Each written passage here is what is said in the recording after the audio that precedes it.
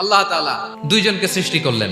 উদাহরণস্বরূপ একজনের নাম আব্দুল্লাহ আর একজনের নাম আব্দুর রহমান। সৃষ্টির পরে আব্দুল্লাহকে বললেন, আব্দুল্লাহ, আমি জানি তুমি পৃথিবীতে 50 বছর হায়াত পাইতা, খুব ভালো কাজ করতে, তুমি দুনিয়াতে অনেক ভালো কাজ করতে, এটা আমি আগেই জানি, আমার অসীম জ্ঞান বলে আমি আগে থেকেই জানি। তো যাও, তোমার এইমাত্র সৃষ্টি করলাম, তুমি জান্নাতে ঢুকে যাও, কারণ আমি জানি তুমি জান্নাতি হবে। আচ্ছা, আর আব্দুর রহমান, তুমি পৃথিবীতে খুব খারাপ কাজ করতে, এটা আমি জানতাম, তুমি জাহান্নামী হবা, যাও, যেহেতু আমি জানি পরীক্ষার আর দরকার নেই, তোমারে জাহান্নাম দিয়ে দিলাম, যাও ঢুকে যাও।